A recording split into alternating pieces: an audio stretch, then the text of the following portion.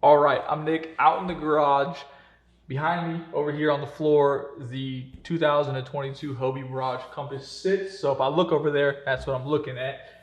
I'm gonna give you my final thoughts, okay? I'm selling it. It'll be for sale sometime, like as fast as possible, really. As soon as I can get rid of it, it's gone. If you want one, you should buy it.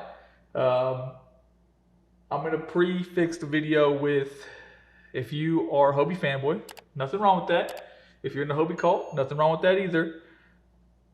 You might want to stop watching. I'm gonna say mean things. Sometimes you guys aren't very open-minded. So, first off, we're gonna start off with the statement: the Hobie Mirage Compass is not a fishing kayak. It's a recreational kayak with flush mount rod holders. It is 2022. We live in a world where kayaks have become this thing of close to perfection, fully rigged, geared, engineered to make catching fish easier. 10 years ago, you put a flush mount rod holder on a kayak and it made it a fishing kayak because there was nothing else. There was no innovation. There was no thought process. It was piece of plastic that floated, piece of plastic that was stable, probably not so stable, more paddled easy, and that was that. Put a flush mount rod holder on it so a guy has somewhere to set his rod. That was it. We're not there anymore, okay? So it's a recreational kayak, and it's 84 pounds, fully rigged, which is nice. It's 12 foot long, which is nice. It has a seat that is quickly and easily removable for recreational activities such as sitting next to your tent or sitting next to your fire on a camping trip or sitting on a beach. That's not a fishing kayak. A fishing seat doesn't need to come out easy because it stays in the fishing kayak. So short, pretty short, easy to store, easy to car top, lightweight. The seat comes off easy, makes car topping also easier. So if you have storage or transportation problems, yeah, it's an option, okay? But if you are hardcore going fishing, like which was my goal in life, I want to go fishing, obviously not as serious as I used to, but I still want the ability, the capability, and I don't want any of the drawbacks or flaws. Weight is still important to me, but I need durability, longevity. I need it to last. I need it to take abuse. And I found some things that are really question mark to me, and I'm going to go over those things, right? And I'm going to keep it short. I don't think it's a terrible kayak, but I don't think that it should be looked at like a fishing kayak. So if you're in the market for a fishing kayak, I couldn't recommend this to you, okay? I'll give you an alternative if 12 foot is your goal, right? But at $2,600 for the Papaya with the 180 drive, I don't think it's worth it at all in any way, shape, or form. So I'm going to touch on two things that really matter the most, okay? And the first, I don't know why it happened. I got back from fishing offshore yesterday, and you may have saw that video we posted, the last video we posted. It wasn't really rough out. It was windy, a little bumpy. I should have a video clip where I pedaled back to the beach into the north wind, and there was a bunch of water, not a bunch, but a good amount of water spraying over the front of the kayak. Well, anyways, I got home, and I realized that there was water in the kayak.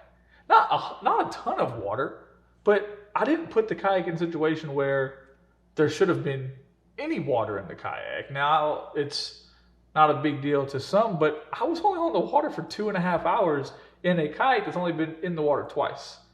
It hasn't been used, hasn't been abused, stored right here in this garage the entirety of its, new to me life. And there's water inside it, and you guys can see it running back and forth in this clip. Now, we're not talking gallons, but there's probably a cup in there, and that video was taken 24 hours after the fishing trip. How did it get in there? First assumption is I didn't find a crack anywhere because I looked. Water won't drain out of it anywhere. The kayak wasn't flipped. The surf didn't exist realistically.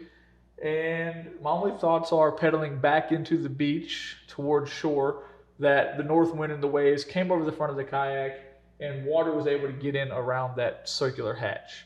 And that's probably based on how flexible the plastic material is, right? Which is going to bring me into my biggest and most important gripe, okay? And this is completely unacceptable to me and is why the kayak is for sale. Hobie has had problems with kayaks cracking in the seat area in the past. This kayak is going to be no exception. Obviously, many of you probably know the 2022 Hobie Compass has a different seating position or seat than the old one. The seat's removable, like we talked about before. And the seat is mounted to the kayak using the same system as the Lynx, which I'll show you guys some videos. Let's just jump to the video and show you how flexible the seat area is, okay? In this clip, you can see that this is just my hand pushing down, right? Just my hand pushing down. I can move the entirety of the seat area. I can pick up on the piece the seat attaches to and significantly change the contour of the kayak. There is one brass insert that is molded into the kayak. Underneath that, you can see it here in this clip. That's it. You see me remove it. That's it. Okay, you saw that I have it all the way tightened down in one of these clips and it still wiggles. And there is zero support on the inside of the kayak. Zero. Now, if you look at the water video, you see this little blue statement sticker that says there's foam in here for flotation. That foam does not go from top to bottom, and it's too hard to get a picture in there. I know I could, but I'm not going to, okay? But if they would have just put some foam or some kind of support underneath that seating area, the kayak wouldn't flex that easy. You already have a company who, takes their scupper holes and they support the scupper holes so that the kayak can be transported by wheels and not flex and break these scupper holes. So the front of the seat rests on two of those scupper holes. That part is super firm and rigid. But the rear of the kayak, or the rear of the seat, is in an area that it can just flex away, which causes stress and all kinds of problems. And I know they say the maximum capacity is 275 pounds. And I know on the Lynx, the seat limit is 275 pounds. Is that limit there because they're worried about the seat? Because at 215, 220 pounds, I've been trying to quit drinking soda, okay? If I sit in that seat every single day and it gets hot, and I noticed this yesterday coming back from the beach when I got home and it was in the sun for a few hours, it was unbelievably pliable and it was changing shape. And you can see in this clip, the seat risers, instead of being like the seat being level, they were already tilted forward because the behind the seat, the kayak goes up. That's a major, major concern to me. And I'll show you guys, I'll put the clips in after this of just raw clips out there, me outside in the wind, rambling about these same things. I don't know if it was windy or not, right? So I'll put those after this, guys, so you guys can see me just looking at the kayak out there with the GoPro and going to town. I don't think it's going to hold up or be durable enough to be a main platform of a fishing kayak, especially going through the surf, getting bounced around all day offshore. I mean, what if you do weigh 275 pounds? If I only weigh, we'll say 220, 215, 220, if you weigh another 55 pounds and you're in that seat every day, what's going to happen to it if I can flex it? If I can flex it with my hand, I can flex it sitting in it. What happens if you add 50 pounds to that area? So for me, that's a giant no-go. Honestly, at this time and age, that kayak is $2,600. There being no support underneath that seat is nuts. Like, I've legitimately, the other day I went on a kayak trip down the river with my wife. It was a Jackson Riviera. It probably cost $400. It had better plastic than that kayak right there. 100% guarantee you didn't flex nearly as much, and it gets used every day by random people of all shapes and sizes. That's insane.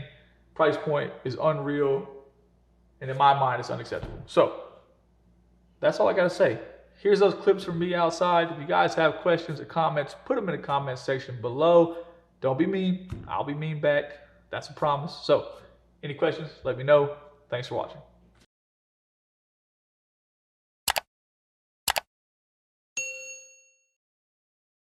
Okay, so we're out here.